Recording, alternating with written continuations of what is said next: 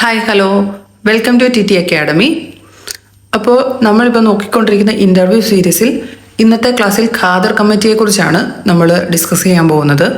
അപ്പം നമുക്കെല്ലാവർക്കും അറിയാം, ഇപ്പം കറണ്ട് സിറ്റുവേഷനിൽ ഖാദർ കമ്മിറ്റി വളരെയധികം ഇമ്പോർട്ടൻ്റ് ആയിട്ടുള്ളൊരു മേഖലയാണ്. അല്ലെങ്കിൽ വിദ്യാഭ്യാസ മേഖലയിൽ വളരെയധികം ചർച്ച ചെയ്യപ്പെടുന്ന ഒരു കമ്മിറ്റി റിപ്പോർട്ടുമാണ് ഈ ഖാദർ കമ്മിറ്റി എന്ന് പറയുന്നത്. അപ്പം നമുക്ക് ഇതിനെക്കുറിച്ച് അത്യാവശ്യം കുറേ കാര്യങ്ങൾ നമ്മൾ അറിഞ്ഞു വെക്കുക. അപ്പം അതൊക്കെ നമ്മൾ ഇൻ്റർവ്യൂവിന് നമുക്ക് ചിലപ്പം വളരെയധികം ബെനിഫിറ്റ് ആയിട്ട് മാറാനുള്ള സാധ്യതയുണ്ട്. അപ്പം നമുക്ക് ഇന്നത്തെ ഈ വീഡിയോയിലേക്ക് കിടക്കാം. ഖാദർ കമ്മിറ്റി വന്നിരുന്നത് അല്ലെങ്കിൽ എന്നാണ് വന്നതെന്ന് ചോദിച്ചാൽ 2017 വന്ന ഒരു കമ്മിറ്റിയാണ് ഖാദർ കമ്മിറ്റി. 2019 വിദ്യാഭ്യാസ അവകാശ നിയമത്തിന്റെ പശ്ചാത്തലത്തിൽ പ്രീ സ്കൂൾ തലം മുതൽ ഹയർ സെക്കൻഡറി തലം വരെയുള്ള സ്കൂൾ വിദ്യാഭ്യാസത്തിന്റെ നാനാവിഷയങ്ങൾ പരിശോധിച്ച് നിർദ്ദേശങ്ങൾ സമർപ്പിക്കുന്നതിനായി കേരള സർക്കാർ നിയോഗിച്ച കമ്മിറ്റിയാണ് ഖാദർ കമ്മിറ്റി. അപ്പം ഈ ഖാദർ കമ്മിറ്റി കേന്ദ്ര സർക്കാരല്ല, കേരള സർക്കാരാണ് നിയമിച്ചതെന്ന് ഓർത്തു വെക്കുക. മികവിനായുള്ള സ്കൂൾ വിദ്യാഭ്യാസം വിദഗ്ധ സമിതി റിപ്പോർട്ട് എന്നാണ് ഖാദർ കമ്മിറ്റി റിപ്പോർട്ട് അറിയപ്പെടുന്നത്. അപ്പോൾ ഖാദർ കമ്മിറ്റി റിപ്പോർട്ട് അറിയപ്പെടുന്നത് മികവിനായുള്ള സ്കൂൾ വിദ്യാഭ്യാസം വിദഗ്ധ സമിതി റിപ്പോർട്ട് എന്നാണ്. അപ്പം ഇതിൻ്റെ ചെയർമാൻ ഡോക്ടർ M.A. ഖാദർ.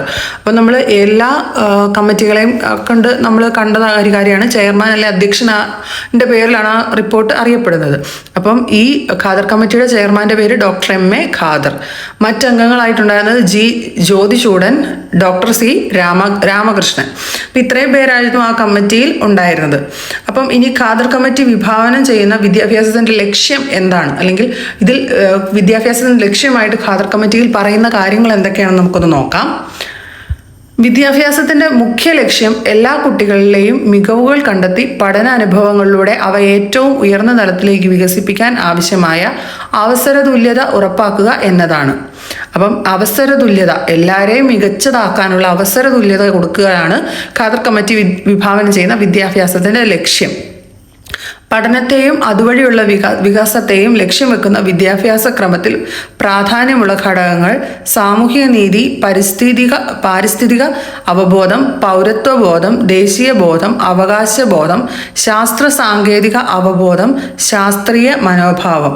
അപ്പം ഇത്രയും ഘടകങ്ങൾക്കാണ് വിദ്യാഭ്യാസ ക്രമത്തിൽ പ്രാധാന്യമുള്ള ഘടകങ്ങളായിട്ട് ഈ ഖാദർ കമ്മിറ്റിയിൽ പറയുന്നത്. അപ്പോൾ ഈ ഖാദർ കമ്മിറ്റി മുന്നോട്ട് വയ്ക്കുന്ന ശുപാർശകൾ എന്തൊക്കെയാണെന്ന് നമുക്ക് നോക്കാം.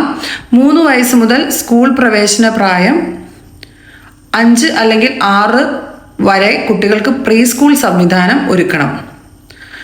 പ്രൈമറി തലത്തിൽ, അതായത് 1 മുതൽ 7 വരെയുള്ള അധ്യാപകർക്ക് ബിരുദം അടിസ്ഥാന യോഗ്യതയാക്കണം. അപ്പം നിലവിൽ 1 മുതൽ 4 വരെ നമുക്ക് ബിരുദം ആവശ്യമില്ല, DLED അല്ല TTC മാത്രം മതി. അത് UP തൊട്ടാണ് നമ്മളിപ്പം ബിരുദം ചോദിക്കുന്നത്. പക്ഷെ അത് മാറ്റി 1 മുതൽ 7 വരെ ബിരുദം വേണം എന്നുള്ള രീതിയിലാണ് ശുപാർശ ചെയ്തിരിക്കുന്നത്.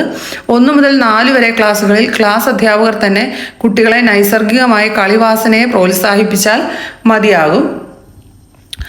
5ാം ക്ലാസ് മുതൽ തൊട്ടുള്ള പ്രൈമറി മുതൽ 12ാം ക്ലാസ് വരെയുള്ള സെക്കൻഡറി അടക്കമുള്ള കുട്ടികൾക്ക് ശാസ്ത്രീയമായ കായിക പരിശീലനം ലഭിക്കണം. അപ്പം 4ാം ക്ലാസ് വരെ ആ ഒരു ക്ലാസ് അധ്യാപകരെ തന്നെ ഇത് ഏൽപ്പിക്കുകയാണെങ്കിൽ ശാസ്ത്രീയമായ പരിശീലനം പറയുന്നത് 5ാം ക്ലാസ് മുതലാണ്.